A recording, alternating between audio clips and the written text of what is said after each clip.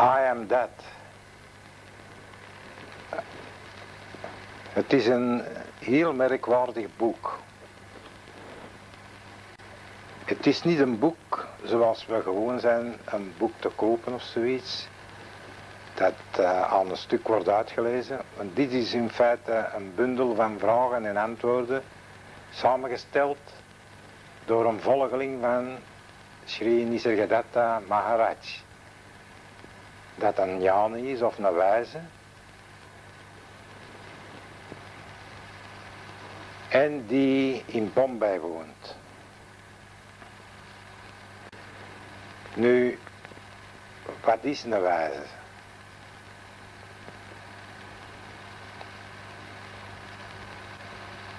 Die uitleg die zou tamelijk lang duren en dan zouden we dat nog niet verstaan.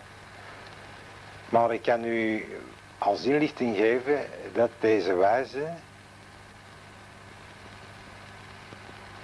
op een van de drukste plaatsen in Bombay woont, in een zeer nederig woningje, kamertje zou ik zeggen, en waar iedereen welkom is en waar je dus vragen kunt stellen die hij beantwoordt. Maar waarom gaan we samen eens niet kijken naar dat kamertje, naar Bombay, daar waar die wijze woont, daar waar hij iedereen te woord staat.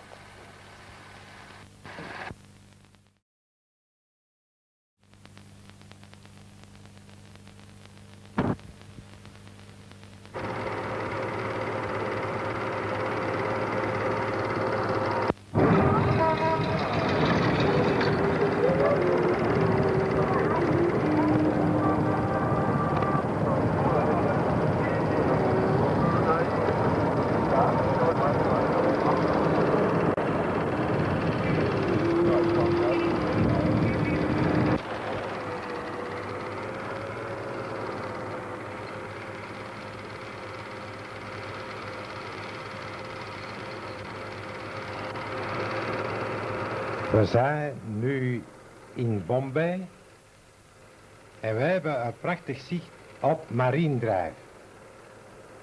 Marine Drive, een van de bekendste plaatsen van Bombay, waar ook de mondainste hotels zijn.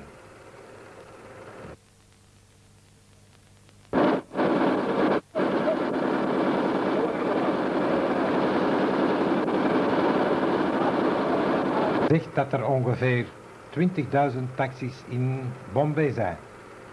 We hebben nu een zicht op India, de Gate of India. Een zicht op de haven waar de schepen op anker liggen wachten voor een laadplaats. Soms duurt die wachttijd 6 weken, nog een zicht op de Gate of India. Vroeger kwam men daaraan in bootjes van de schepen, dus de toeristen, want Bombay was een plaats die geweldig bezocht werd vroeger in de tijd van de Engelsen door toeristen, en dan kwam men hier langs, er was een poort dus, Gate of India, de douane stonden daar.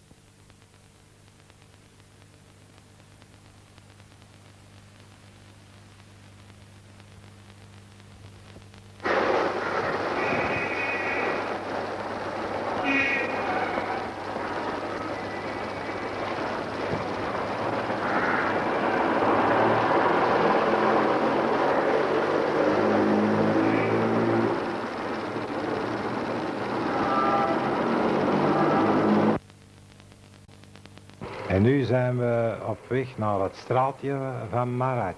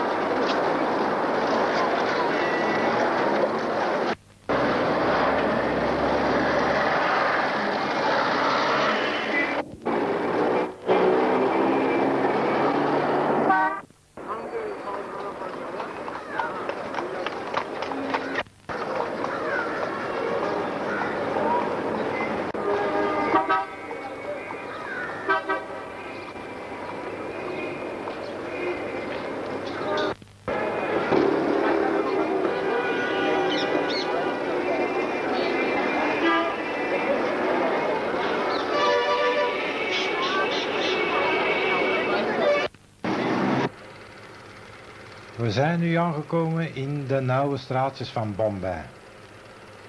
Ik zou bijna durven zeggen oud Bombay. Het is nog niet veranderd van in de koloniale tijd.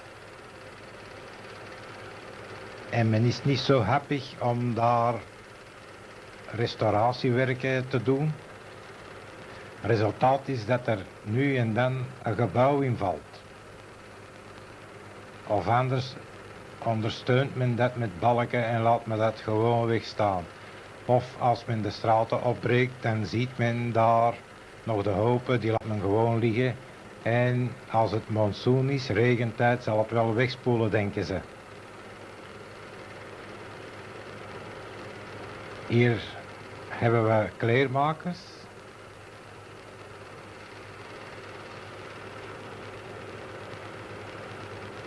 Ziet, in Indië is niet noodzakelijk kleermaken een vrouwelijk beroep. En zoals steeds gebruikt men de straat als badkamer als men er geen heeft. Men haalt een paar bidons met water en men wast zich.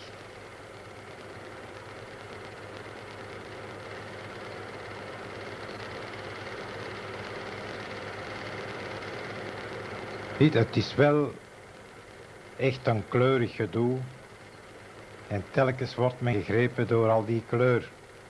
Alhoewel soms is het in die straatjes elleboogduwen, zo vol is het er soms. Ziet, nu is het nog niet druk, want het is getrokken op een tijd dat dus de meeste mensen nog thee drinken. Maar toch kunt je al merken. Men ziet hier een zogenaamde sadhu die van de tempel komt. We zijn nu op weg naar een tempel en men noemt dat gebouwencomplex Madhabau. Hier zien we de ingang en langs weerszijden is het een kleurig gezicht op alle winkeltjes, voornamelijk de sari-winkeltjes die hun saris tentoonspreiden. En dan in de verte ziet men een Jain-tempel, alhoewel het complex voornamelijk beheerst wordt door een Hindoe-tempel. Ziet je hoe tolerant daar men in Indië is voor andere geloven. In het gebouw is ook dan die Jain-tempel aanwezig. Jain, we zou kunnen zeggen, is ook afstammig of afstammend van de Hindoes. En hier zien we een zicht op het Hindoe-complex, Hindoe-tempel. Men ziet reeds de mensen daar bidden tot de God die in een nis rechts staat.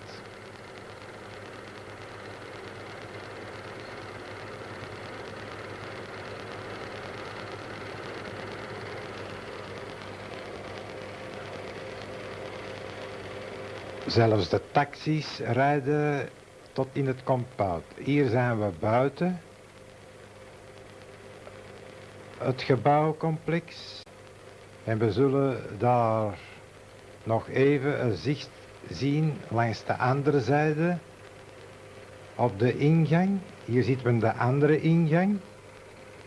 We zijn dwars door het complex gegaan en hier zien we, laat ons zeggen, de hoofdingang. En voor het tempel, zoals altijd, zien we venters van groenten en allerlei dingen. We zijn nu op weg naar het straatje van Maharaj. Van Sri Nisargadatta. En we hebben dan een straat genomen dat men zou kunnen noemen het Rode District. Men heeft daar ook, zoals in elke grote steden,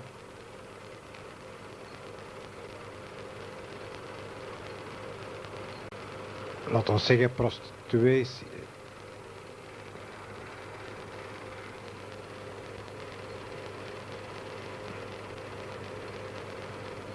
toch is het wel in Bombay voornamelijk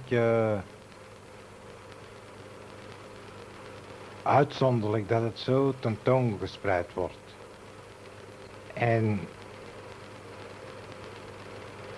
het is ongelooflijk hoe die vrouwen daar samen hokken in kleine hokjes. Hè.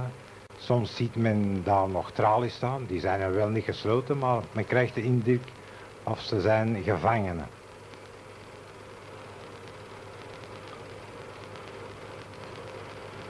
En ik heb me dikwijls afgevraagd hoe men daar nog privaat kan zijn. Omdat men er zelfs kinderen en alles daarin staat. Je ziet toch rechts nog een van die deuren met tralies.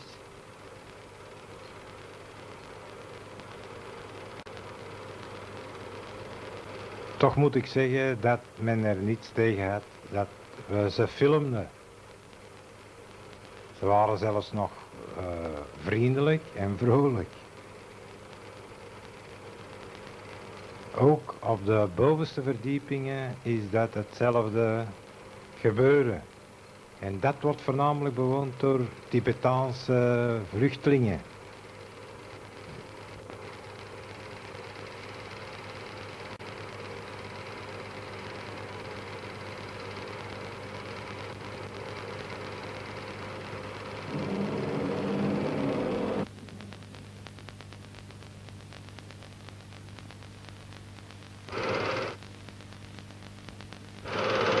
We zijn nu aan de hoek van het straatje aangekomen, tent Ketwadi Lane.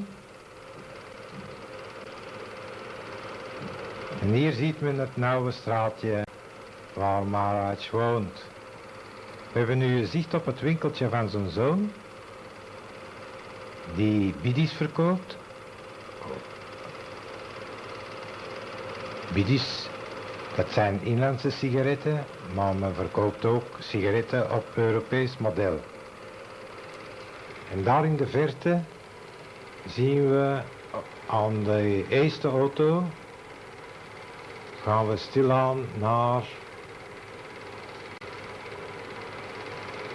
het gebouw dat we straks moeten binnentreden. Hier zien we voor de deur volgelingen van Maharaj die klaarstaan om naar boven te gaan op het eerste verdiep. Men praat nog zo wat.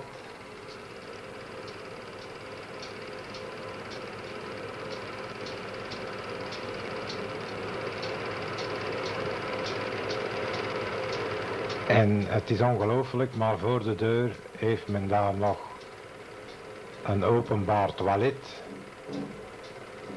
in die nauwe straatjes gezet.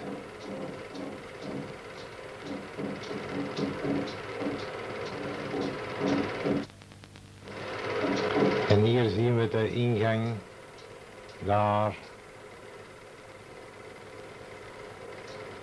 waar het kamertje van Maharaj is.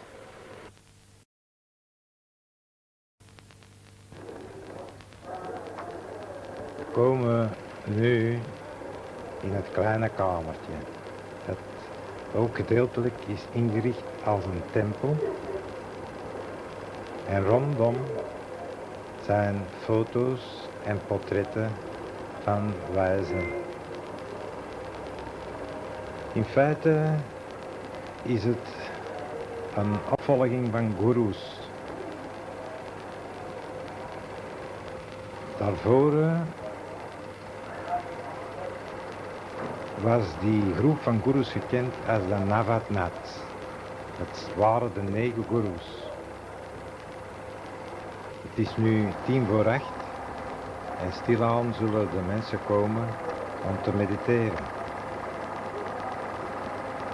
En wij kregen de gelegenheid van Sri Maharaj om de kamer te filmen vooraleer ze volzet was, zodat we wat plaats hadden om rond te kijken en te filmen.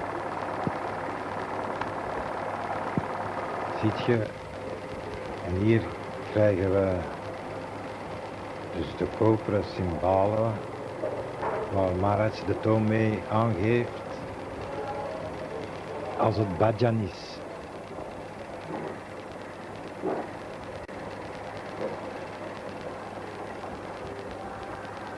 Nog een zicht op de bloemen die er geweldig voorradig steeds zijn. Het is 8 uur in de morgen. De vroege komers zitten reeds in meditatie. Van 8 tot 9 komen de zoekers naar het kamertje om 1 uur te mediteren. Dan is Maharaj bezig met zich aan te kleden, vooraleer hij de foto's en het tempeltje in orde gaat maken voor de bhajan, de morgen bhajan.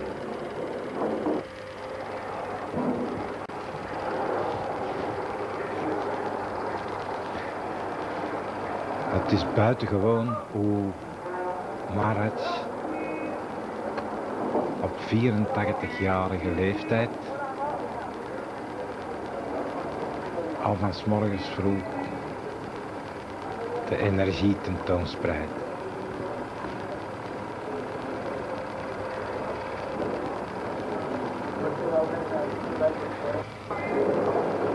Ook moeten wij hem dankbaar zijn omdat hij ons de gelegenheid geeft van te laten zien,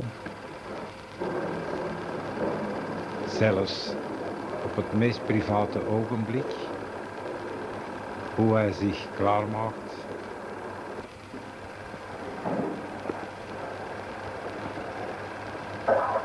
ten aanschouwen van al zijn volgelingen.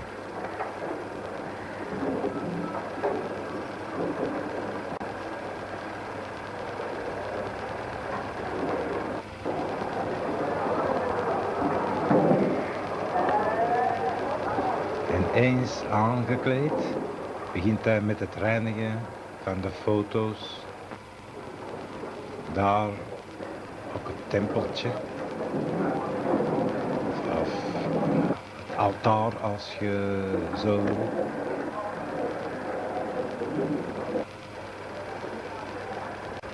Het wordt 2 maal per dag zuiver gemaakt. In de namiddag voor de avondbhajan is het zijn dochter.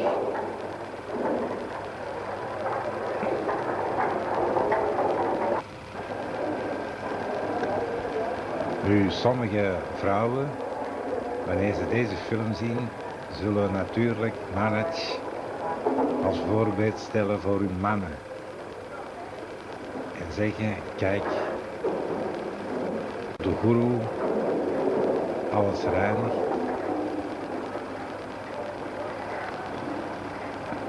En hij controleert of er nergens nog stof bovenop de omlijsting is.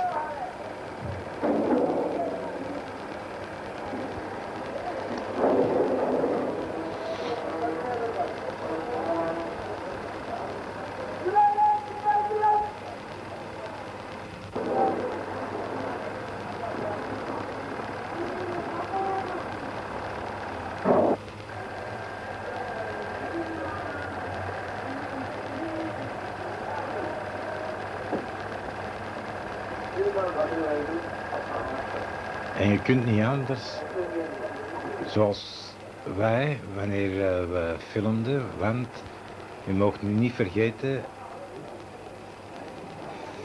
achter zijn rug zitten al verschillende mensen te mediteren. Maar zoals wij de gelegenheid hadden om hem te observeren, zou ik bijna zeggen dat je ontzag krijgt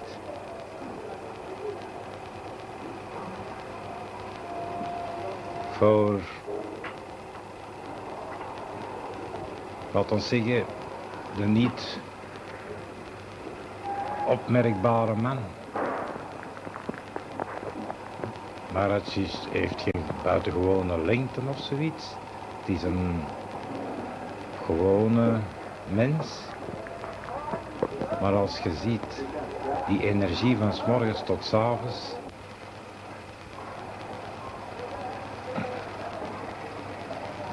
Dan is het werkelijk buitengewoon.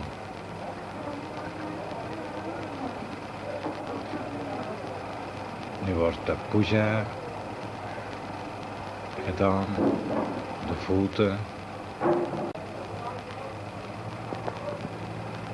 daar op de plaats waar het derde oog is.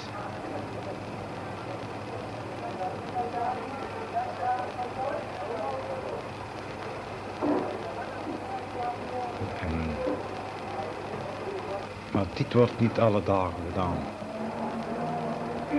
De donderdag is een bijzondere dag en 's morgens wordt dit gedaan. En dan wordt er 's avonds uit de Vedas gelezen en dan legt Maharaj die Vedas uit voor zijn Indische gelovigen.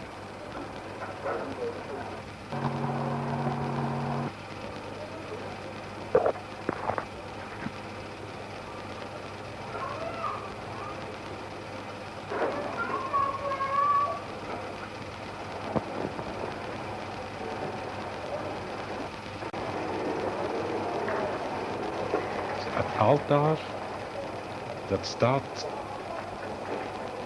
voor de foto van zijn guru.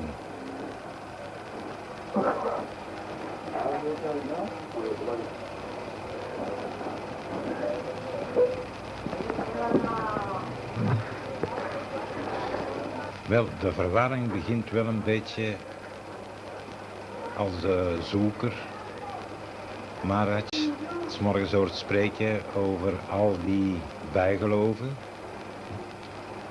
offerandes tot de goden enzovoort. En als jij hem dan in actie ziet en dat hij dan een voorbeeld is voor degene die offeranden geven. Het is ogenschijnlijk een tegenstrijdigheid.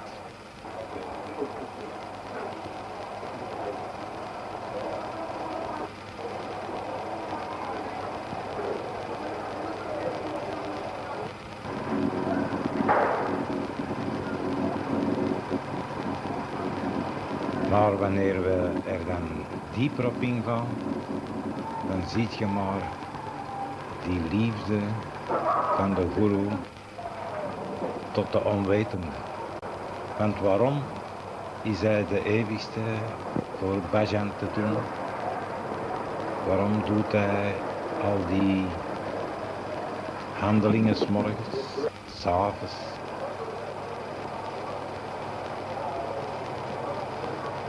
Ten eerste en vooral uit dankbaarheid tot zijn guru. Hij zegt dat het door de woorden van zijn guru is dat hij tot de realisatie komt. Maar dat is veel dieper. Want wie is de guru? De guru is het zelf.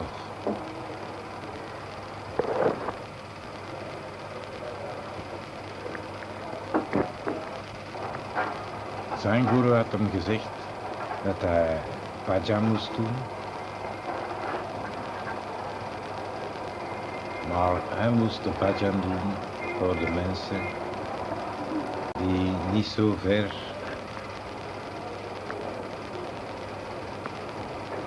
met hun intelligentie kwamen en die afhankelijk waren van, laten we zeggen, eer aan de guru of aan God. En dat ze daardoor een zekere bevrediging hadden. Of ontzag.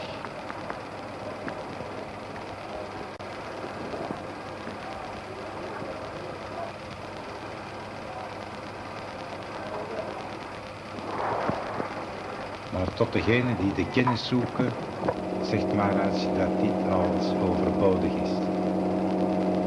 Zoek in jezelf, zegt hij steeds.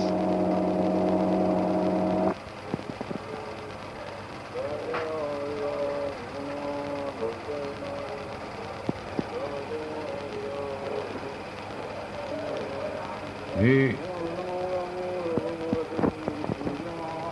is er ook een kleine ceremonie voor de voorzinger uit de Heilige Schriften.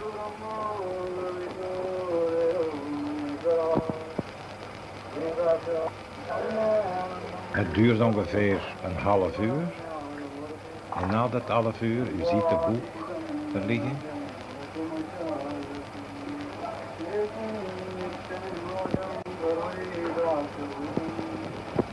Ziet je ook daar dit altaartje waar het boek op ligt.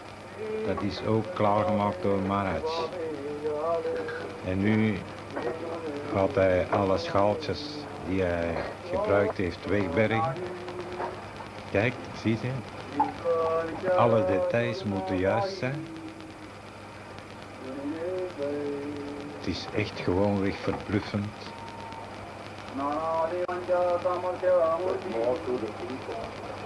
En hier ziet je nu de mensen die daar gekomen zijn voor de meditatie. En Maharaj is steeds bereid om even voor de camera te poseren. Ziet het kleine trapje? Maar vroeger was dat ene kamer en men heeft daar tussen zoldering opgelegd. Ze zijn niet klaar, maar wegens de plaats was werkelijk een beetje klein. En hier zien we nog een zicht op de voeten van de guru, die 's morgens ook geëerd worden.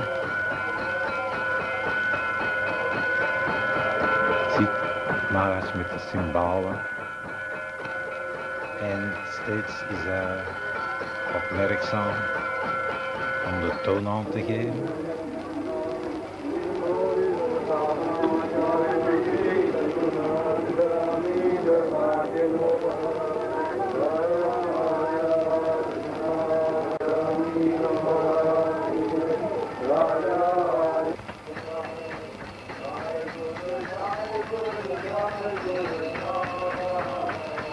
Nu wordt er met het vuur rondgegaan en iedereen zuivert zich met het vuur.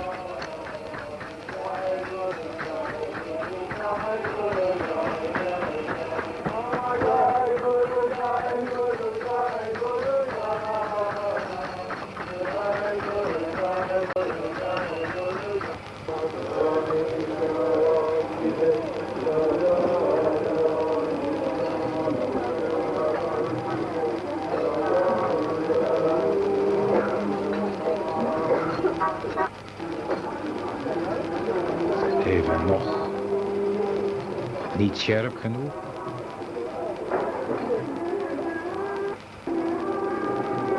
Je ziet hoe de mensen zich zuiveren.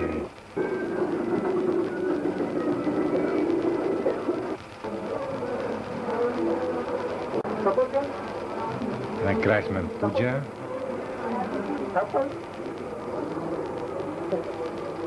Dus morgens voor de meditatie komen de meeste volgelingen dan binnen met een pakje bananen, fruit, soms snoepjes. Die worden in een schotel gelegd en later worden die tezamen verdeeld. Maar de schotel wordt eerst op het altaartje gezet en aangeboden aan de guru.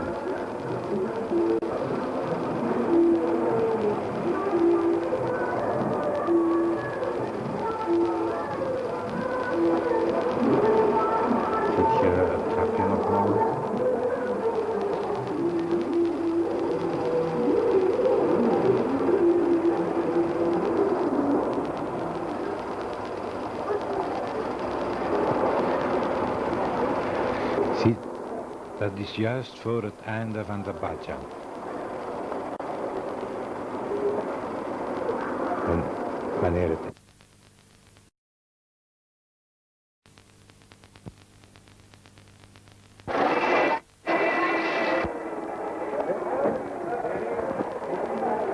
We volgen Maharaj nu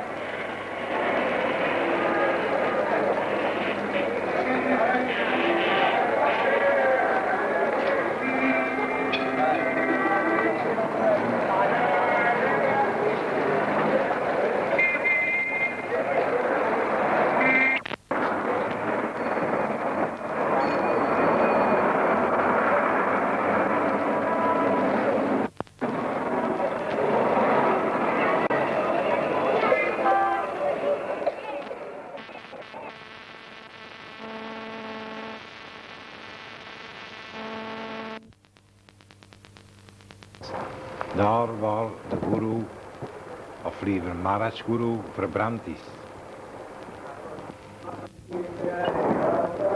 En het is ter gelegenheid van het nieuwe jaar dat er nu weer aan het graf, men heeft daar een soort graftombe opgericht op de plaats waar hij verbrand is, want het is een verbrandingsplaats. Ik heb er eens een paar maal geweest en toen waren ze daar ook mensen aan het verbranden die gestorven waren. En hier zien we wederom hoe Maharaj alles organiseert, de toon aangeeft.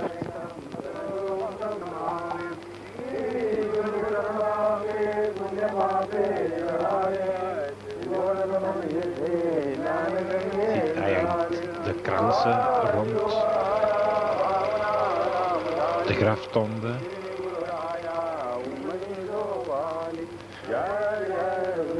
Dus de bedoeling is om de indruk te geven dat men die kransen, die bloemenkransen rond de guru hangt. En dan wordt er puja gedaan. Ook heeft men wederom fruit meegebracht. En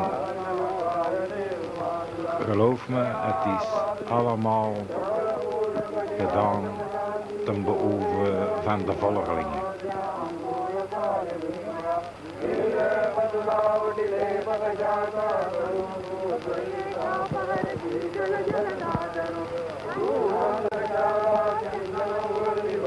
En dan maar eens ondervindt men wat een jani is. Of een gerealiseerd mens. Ik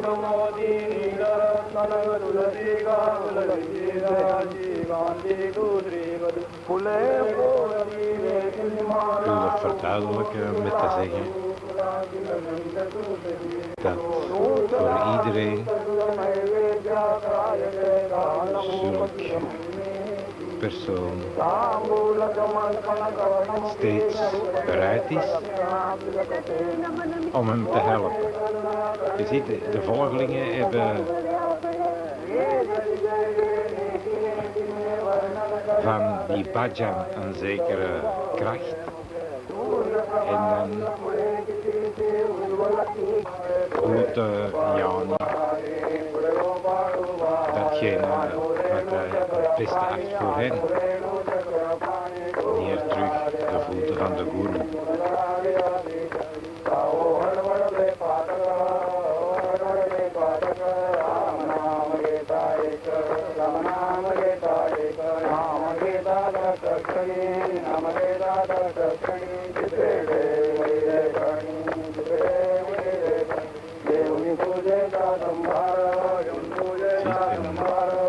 Alles doet Maharaj mede, zingen. Trouwens, hij doet het niet mee, het is hij die de toon aangeeft. Ook achter die muur hebben we de oceaan, want de begraafplaats ligt op Malabar Hill. Men heeft een prachtig zicht achter die muur op de oceaan. En hier zien we de offeranden, fruit als snoepjes en tevens het vuur, de zuivering, stokjes die branden, wierook.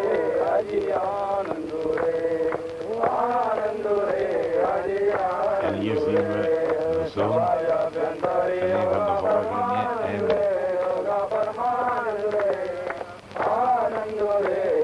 hij legt ook natuurlijk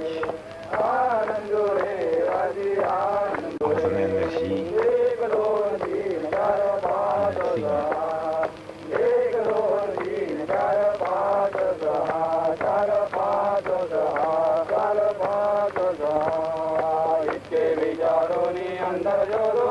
Je ziet, hier wordt alles gedaan volgens de Indische traditie.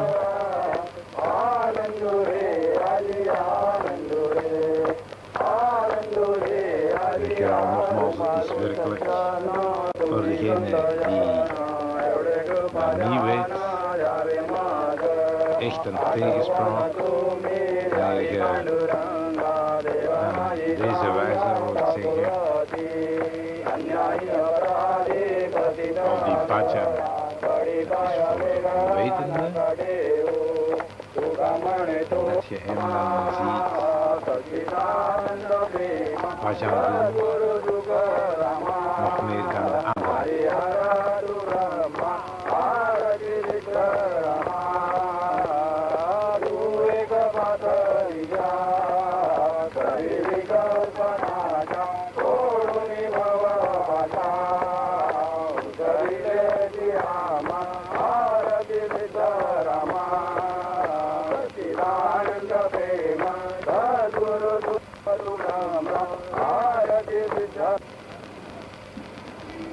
Maar één ding mogen we nooit vergeten. Het is die onuitsprekelijke liefde van de guru voor de zoeker.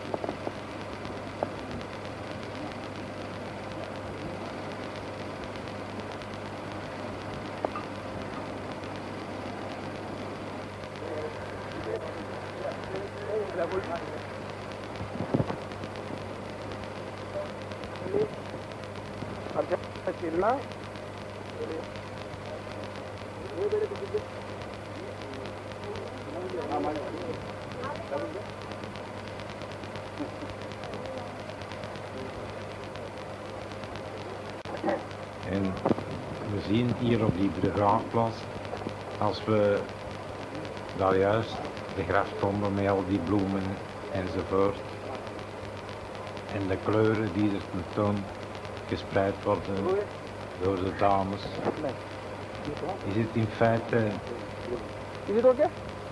een echt festijn, kleurenfestijn. In Indië kent men natuurlijk niet dat donkere, dat zwarte als er rouw is.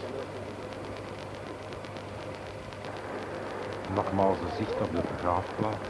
Het zijn tempeltjes voor, niet voor andere Janis of zoiets, maar van rijke mensen. Een beetje naar links is de begraafplaats, of liever de verbrandingsplaats. Dat is de ingang en verder ziet men al de flats van Malabar in, omdat dat een plaats is waar men een prachtig zicht heeft over Bombay, de baai van Marine Drive.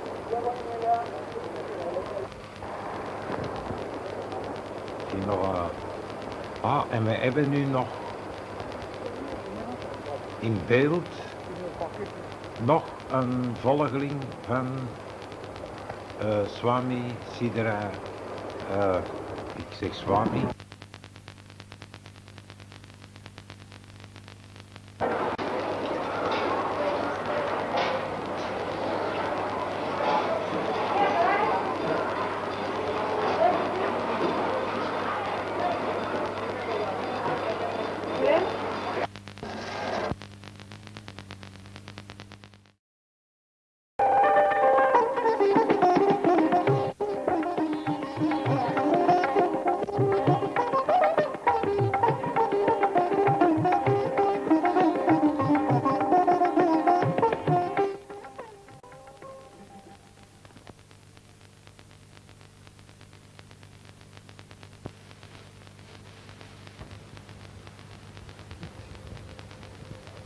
Filmden we wanneer Maharaj buiten was, klaar om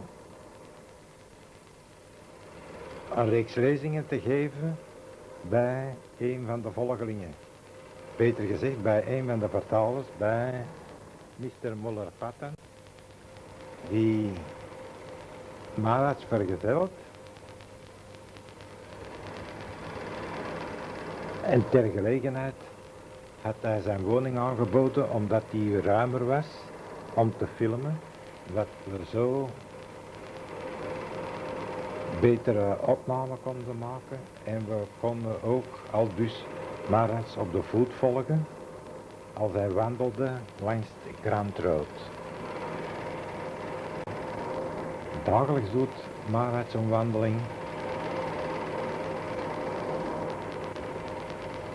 Zo blijft hij fit. Hij ging gewoonlijk naar het strand, naar Juhu Beach.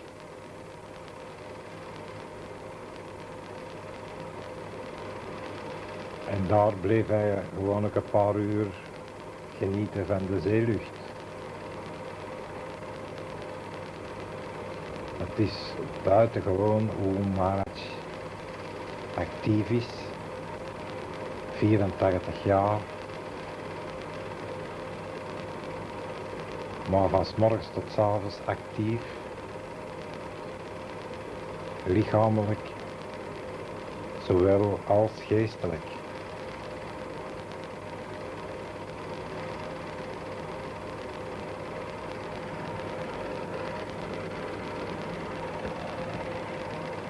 Het is geweldig hoe druk het daar is. We zijn nu in de morgen, maar een paar uurtjes later is het een opeenstapeling van auto's en nogmaals auto's. Er zijn ongeveer 25.000 taxis in Bombay. En hier zien we nogmaals het groepje die even geïnteresseerd is in het filmen dan wij in hen.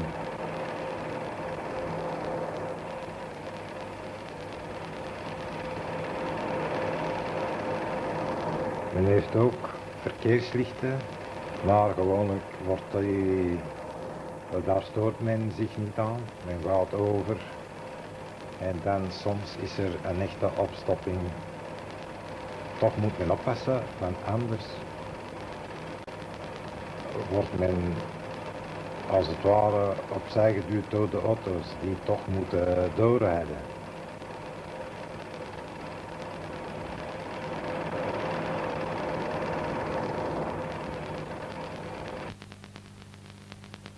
Zijn we aangekomen bij de woning van Mr. Nauwelaert, waar Maharaj de vragen zal beantwoorden. En als de guru de woning betreedt, dan bewijst men hier aan hem die de woning binnentreedt en zich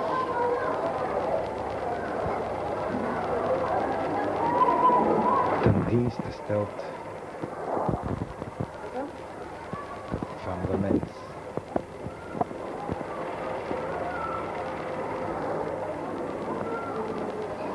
En dan zien we de bloemen rond de guru, zijn hals. De volgeling heeft de guru die zijn woning betreedt en met zijn tegenwoordigheid verheiligt.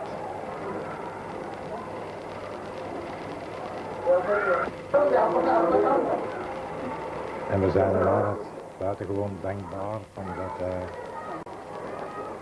ons toestond dit te filmen, deze onvergetelijke ogenblikken. En steeds was hij bereid om ons de gelegenheid te geven te filmen en zo degenen die niet in de mogelijkheid zijn naar Bombay te komen, te zien hoe in feite de gesprekken zich voordoen. Hier heeft iedereen nogmaals de guru en men maakt zich klaar om een paar uur op de bukken te zitten. En men vergeet werkelijk de pijnlijke knieën Als men Maharaj zijn antwoorden hoort, men wordt als het ware mee opgeslorpt door de waarheid, die zo als een bron uit zijn mond opwelt. त्यांना अहंकार असू शकतो काय की देह सोडल्यावर अहंकार जातो असं विचारतो. अहंकाराची त्याला ओळखच नसते. अहंकाराची ओळखच नसते. I asked posed yesterday's question. A self-realized soul, would he have ego? So Maharaj says the self-realized has no acquaintance with the ego. No acquaintance. He doesn't know ego.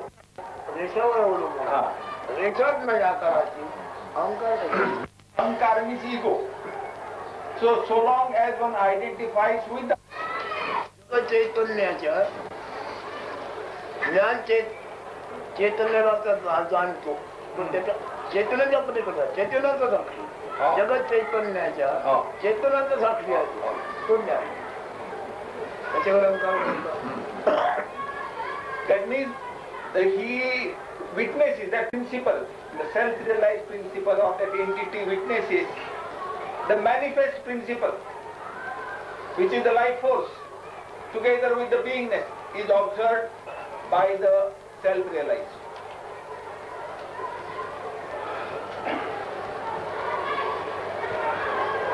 त्या आकाराची ओळख राहिली काय आणि गेली काय त्याच्यावर परिणाम. Since the self-realized does not arise,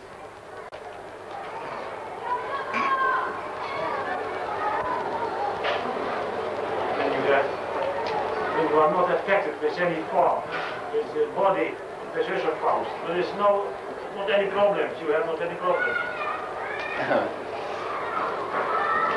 देह मनाशी एकूण नसताना हे प्रश्नच उद्भवत नाही.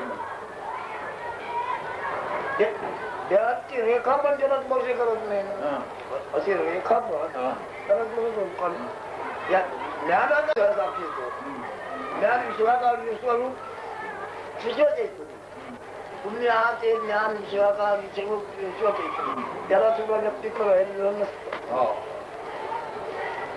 This is not a line of the body touches him. That's what he says.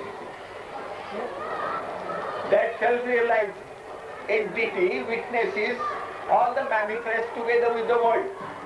Beingness also is that self-realized witnesses.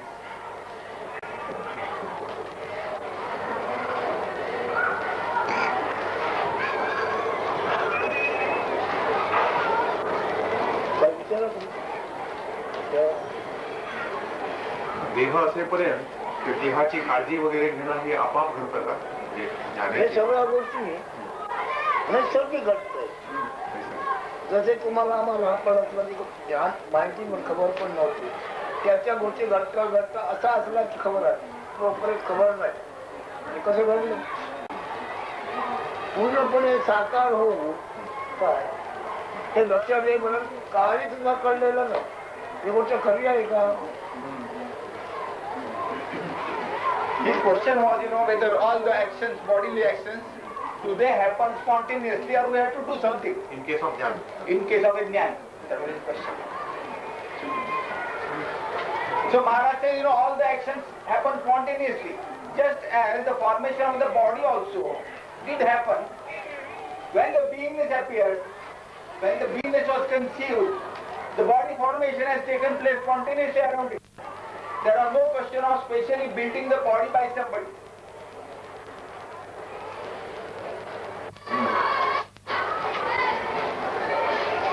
He asked a very pertinent question. He said, in case of a jnani, the self-realized, the one who abides in the absolute. Now, how things could happen around him for his sustenance? That was his question. He said, in case of a child, the nature has provided certain circumstances such as parents are about the child. So the child can be developed, child can develop because of the help of the parents. But in case of a jnani, if there is nobody around him, how will he live? How will he sustain? That was his point. So Maharaj says, when that beingness was in that womb, the body formation took place spontaneously, is it not? Similarly, in case of a jnani, since he is one with the manifest nature, he is the nature itself. So it is the worry of the nature to look after him. No perseverance as such are required. Everything will happen around him. असं म्हणतात की शकुंतला सुद्धा जेव्हा रानामध्ये तिला सोडली होते तेव्हा लहान मूल तेव्हा पक्षी पशु पक्षी सुद्धा येऊन तिला घेत होते असे. I shall give you an example. She was a forest girl, born to some apsara. Apsara means celestial dancing girl or dancer. To her the child was born and the child was discarded in the forest.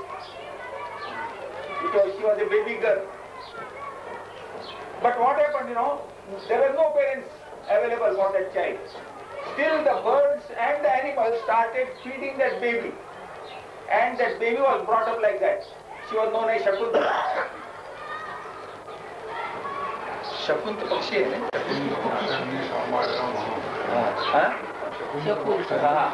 And the child was known by name Shakuntala because the child was looked after by birds known as Shakunta. That's why Shakuntala.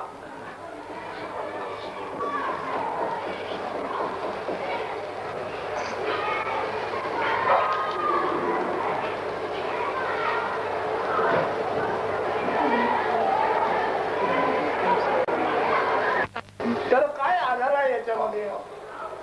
कोण आधारावर हा विश्वास आहे? नंतर प्रयत्न करून तुम्ही विश्वास टिकत नाही जातो. अशा दृष्टीने नाही बघा तुम्ही. म्हणजे तुमचं कोण सुटत आहे. He says your confidence that you are, your knowledge that you are, on what does it depend? And because of what this confidence that this beingness goes away.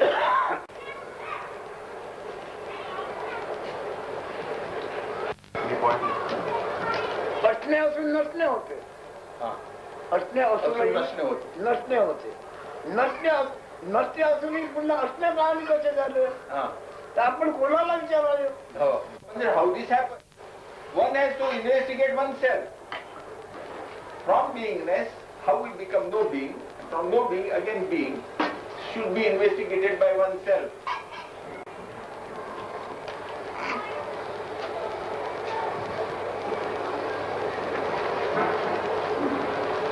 कोण असा प्रश्न करून बसला आहे का? आपण असला विश्वास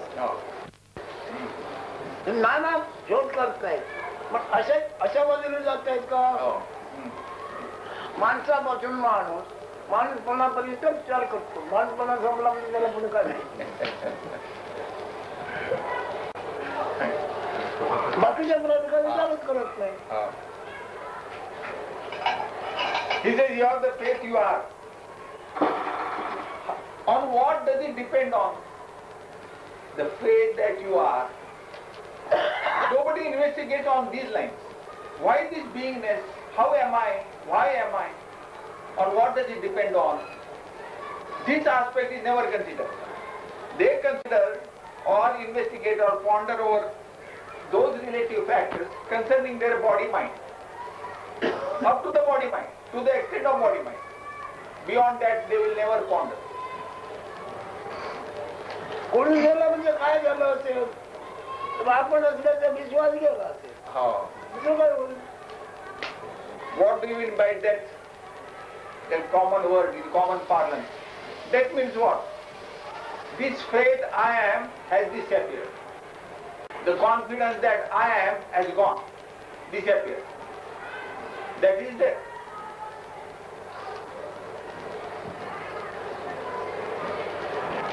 त्या दोघांपैकी कोण काय विचारतो मला? Between you two somebody should ask question.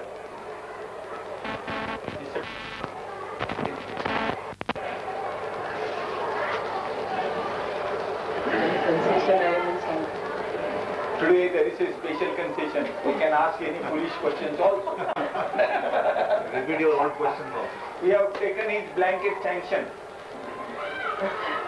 महाराज हे आपण काही हजारो वर्ष टिकून राहिले म्हणजे असणेपणा टिकून राहिला म्हणजे आत्मप्रेम टिकून राहिलं म्हणजे तिथे आत्मप्रेम आहे असा त्याचा अर्थ म्हणजे मायेच्या ह्याच्यामध्ये म्हणजे विश्वास आहे आपण असल्याचं. आणि जोपर्यंत आत्मप्रेम आहे तोपर्यंत माया तोडून गेला असं म्हणता येत नाही. नाही आकृती वय झालं म्हणजे माया सोडून झाले नाही त्यांना प्रश्न नाही. आकृतीचा अभिमान असेल म्हणजे माया प्रभाव आहे.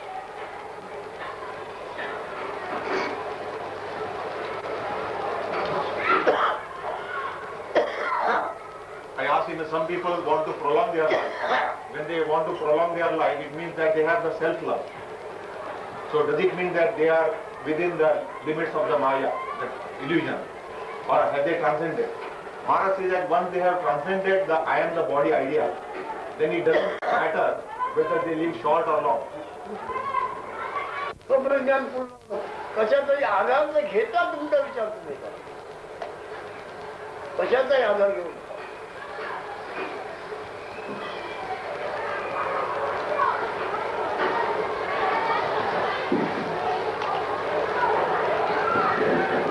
For your existence, you don't depend on anything.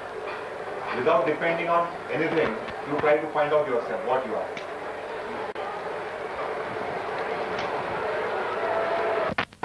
He is pointing to you, Mr. Paul, and you are facing somewhere else.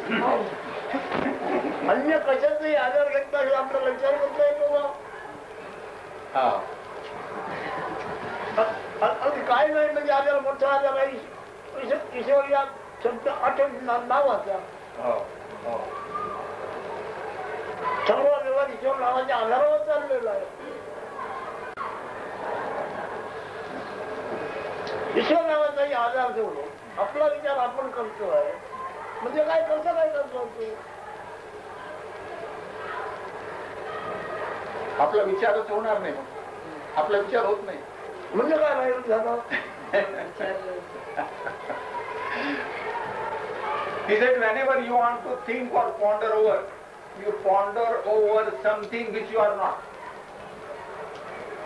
Something otherliness, other. You think on something else, not you. Then how to think on yourself? You cannot think. You become thought free.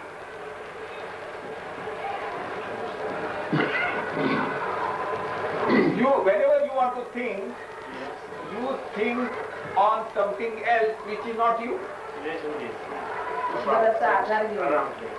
Even you may say, bring a very noble thought like Ishvara. Ishvara is a word apart from you, and you want to think over that. But can you think on your own self? That is the question. We should try to be independent of all things. But I try to be, but I don't get independent of my health. Health. Health, yes, being healthy. You are not able to get independent of your health also. Yes, that's a difficult thing. I try to get independent of health, being sick or not being sick. And it doesn't. म्हणजे काही झालं म्हणजे देहाला काही जर हे झालं तर Don't ask some other questions. Related to the topic. प्रश्न करतोय त्याच्या शब्दाला थारा नाही. आता तुमच्या आपल्या बोलण्याच्या शब्दाला थारा नाहीये. With a topic where one has to ponder on oneself. There is no scope for words also. And there are no space. I don't remember, but our beingness. Beingness comes in the womb.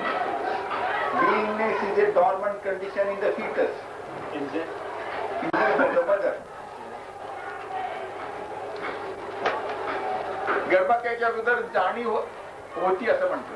कोण म्हणतो काय जाणवत होतो? आपण आयासाठी जाणवत होतो, आपण आयासाठी जाणवत होतो आणि आपण आयाचं जाणवत पुढे कशाला प्रभाव पडला? Who knows about the beingness before conception? Who can know about the beingness? And beingness of what?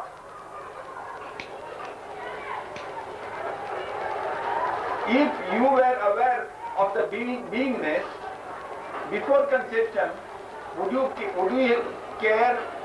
You would not have cared to enter the womb. I don't remember. नाही, मला लक्षात नाही. अरे लक्षात नव्हतं, त्याला लक्षात नव्हतं. लक्षात कसं येईल? How is it possible? Because it's a non-attentive state, no attention state. So where is the question of memory? Where is the question of remembering also? No attention state. With beingness later attention starts. And beingness comes in the womb, in a dormant condition. इथे अनाम्य स्थितीला नावे दिले आहेत. महत्त्व, मूळ माया, तो ईश्वर आहे, इथं नाव दिले. ज्याला आपण असल्याची तात्पर्यात नाही, त्याची नाव आहे ती. महत्त्व, मूळ माया, हिरण्यगर्भ, ईश्वर, कोणाला नाव आहे ते?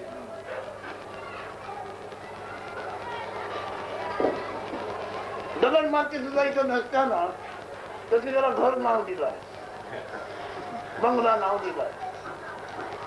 That borderline of beingness and no being, that brink, just that point, being and no being state, just at that point, it is normally said in Mool Maya, Hiranyagarbha.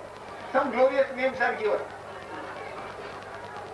Because being and no being, that border is there. There is no attention also. And the attention peak is there. हे दृष्टोत्तराला येण्यापूर्वीचं नाव काय सांगा? आता तुम्ही त्याला हवीच नाव देता. Now this is an article. तू जसा होतास तसाच आता हे तू पुढे तसाच असतो. ज्ञान. What is the profound knowledge? Now he defines. He says, to realize that state prior to conception, whatever that state is, that eternal state, to abide in that state, that is the highest. तुमच्या कसं मी आता नाव देतो बरोबर. Now for our sake, he says, I will attach a label to that. It is not for a Brahman state, absolute state. लक्षात येतोय का शब्दाचं काही मानलं नाही. Before conception, whatever state is there, that is your most natural, perfect state. It always prevails. When this beingness goes, that state will again prevail. It ever prevails.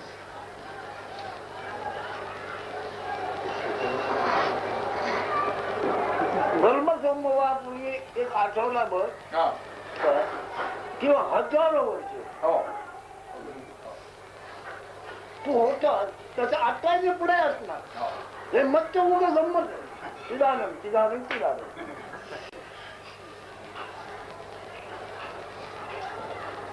काय प्रधान काय म्हणायचं? The state in which you were 8 days prior to conception or thousands of years prior to that, whatever that state is, that state ever prevails. Whether the beingness is there or the beingness disappears. That is the eternal state of yours. आता मी तो म्हणताय तुम्हाला आता पुढे मला बोलणं बंद केलं पाहिजे. मी आता काय बोलणार मोठे बोलणार ते या लोकांना कळलं नाही. लढा एखादा नाही असं नाही, एक लढा एखादा. आता हा विचार तुझ्या प्रश्न उत्तर मी देत बसू का? तुम्हीच सांगा. तो काय विचार येऊ घेऊ त्याच्या गरजेचे विचार असतो, पण ती उत्तर मी देऊ शकतो नाही. He says probably from his present state of health. He says, now I am not inclined to talk much.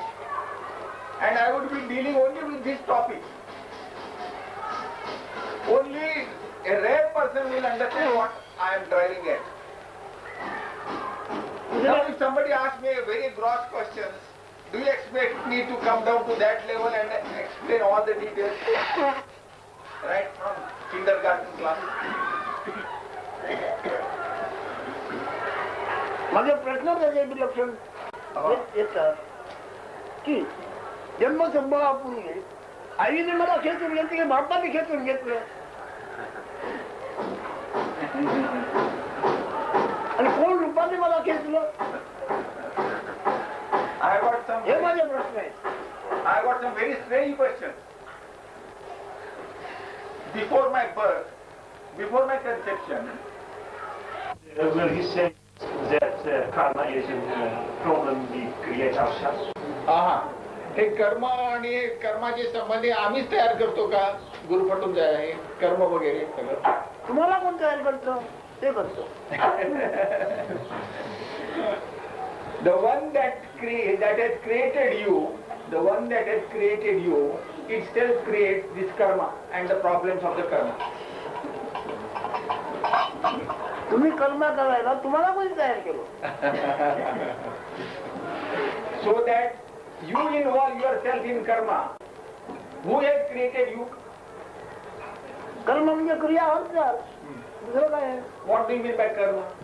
It is a movement, activity.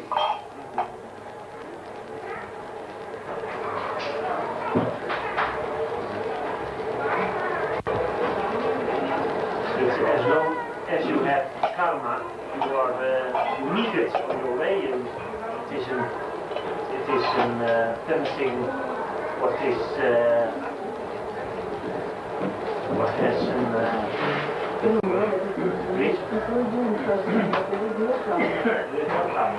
Oh, it is an old Where you will say loudly, so I can translate. What did you tell him? I just read it was Maharaj told you the first time when he took the breath. There is no karma. There is no karma. कर्मच नाही म्हणून सांगितलं. महाराजांनी सांगितलं की कर्म नाही आहे म्हणून असं सांगते. परत परत कर्माचं काय आहे? तिला मी कर्माच्या कोणी सोडून देतो. आपणच होणार. फक्त तू ऐकत राहा. आपण बोलून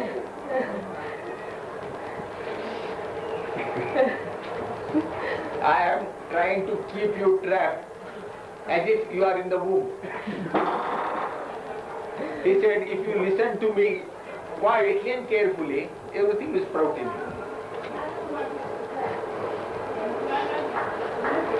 But you see, when I heard something like this, it is just if it is myself. When I want to get everything quiet, but I think it will be alright. Otherwise, I get angry against my proper self, it is not against the person.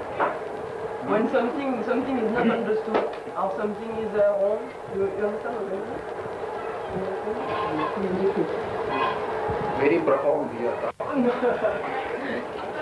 when I the people, I mean the people who are there to talk about something in a wrong way or misunderstanding, I get angry because it is exactly myself. ते म्हणजे दुसरे लोक जेव्हा प्रश्न विचारतात काहीतरी चुकीची आहे तर मला राग येतो म्हणजे नाही राग येतो म्हणजे मी सहन करत हा मला सहन होत नाही म्हणजे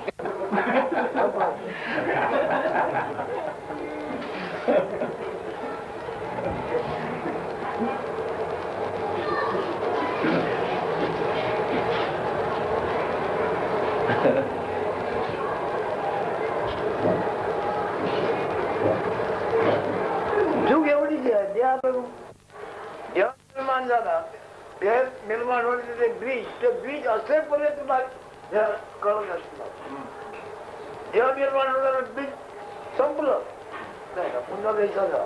He said again remember the words which I said earlier. जेव्हा तू कोट्यावधी होता तसा आहे. That seed which created this body and everything, so long as that seed is live, moist, you will experience this world. Once that seed is gone, then you are in your eternity only. eternal state.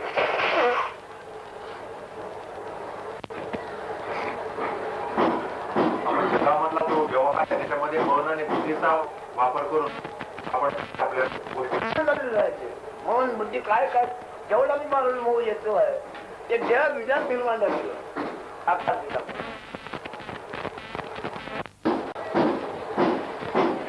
बारीक विचार असतो काय किती फूट उंच शेडला गेलेला आहे झाडात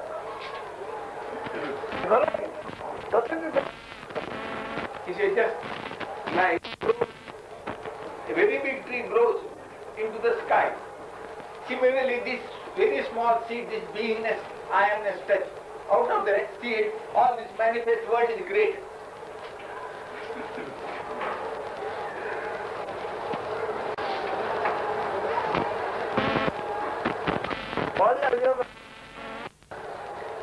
False. बोलू शकत नाही म्हणून शब्दांचे अवसानच कला झालं ना तिथे शब्दांचे अवसान कला गेले शब्दाला दाखवत नाही. He says at this point, at this topic point, there is no energy left in the words.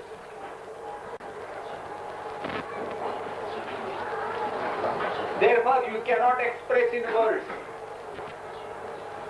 जसं विमान हवेमध्ये उडताना सुरुवातीला त्याचा जमिनीचा उपयोग होतो, नंतर एकदा हवेत गेल्यानंतर जमिनीचा उपयोग नाही, शब्दाचा उपयोग नाही.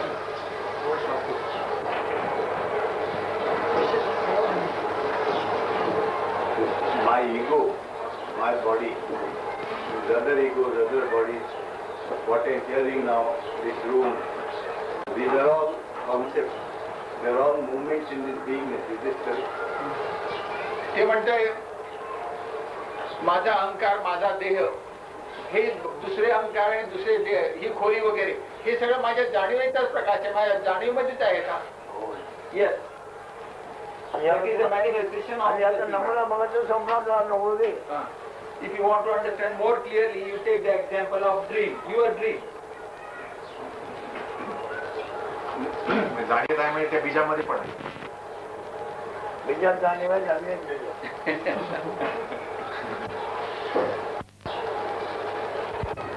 त्याचं बीज अजून ओलं आहे म्हणून तो 1000 वर्ष मोजतो आहे.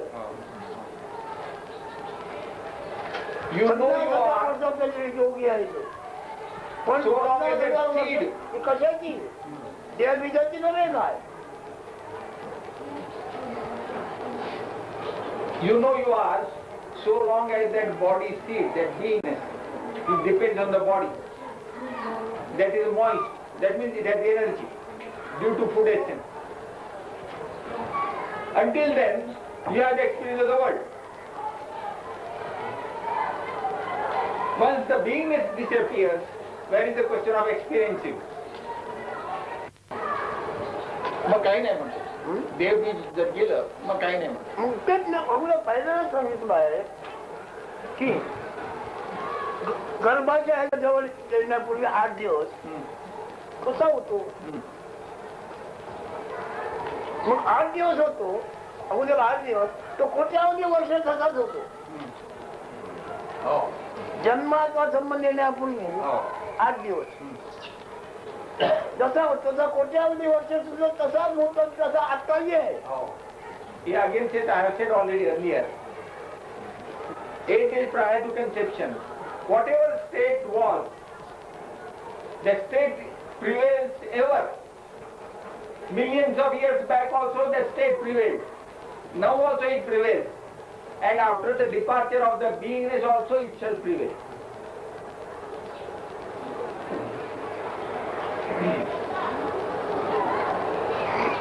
ज्याच्या नाम रूपाची ओळख नाम रूपाचा संस्कार हे तुम्ही भोगता. What are you suffering or experiencing is the name of this body form and the association of this body form and that beingness.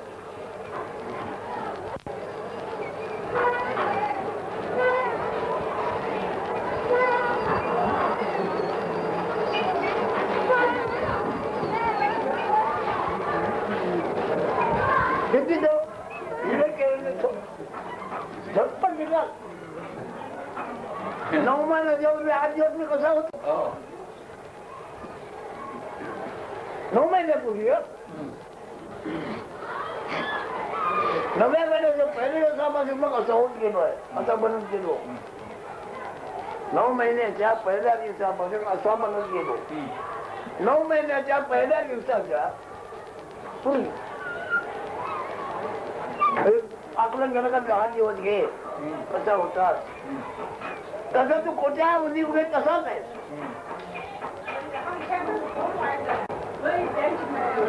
कोट्या उदी उभे तू तसाच आहे कसा 9 महिन्याच्या आधी 8 दिवस तसा होता तसा If you ponder over these aspects, you will get instant solution. You will get instant solution. Can I ask a question? Sure. Sure.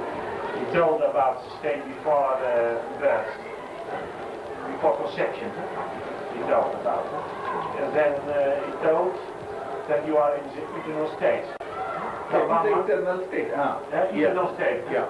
Brahman, Pre-Brahman, Parabrahma. Parabrahman. Parabrahma. Parabrahman. But what is the karma? You have karma.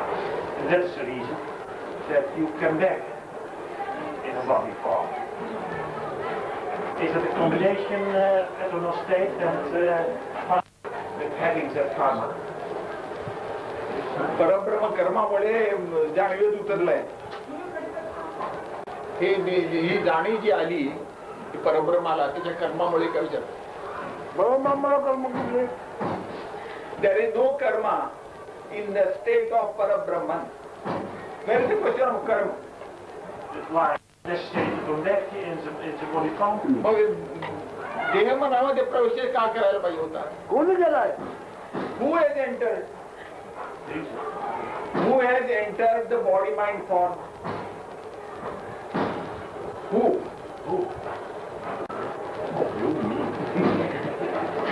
या खोलीमध्ये आकाशाने प्रवेश केलाय की नाही का केला मी कसा केला Now in the room, in this room the space has entered. In this room the space is there.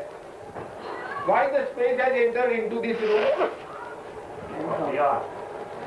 Why the space has entered into this room? Why? And how? Why and how space has entered into this room?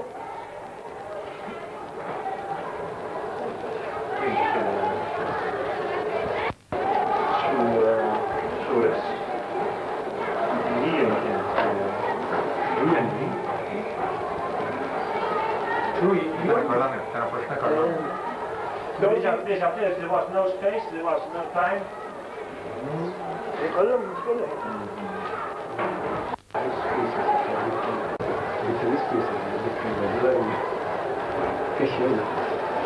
The space is outside also, the space is here also. There is no distinction between inside space and outside space. It is all space only. So where is the question of coming in and going out? And where is the question of how and it exists always, space.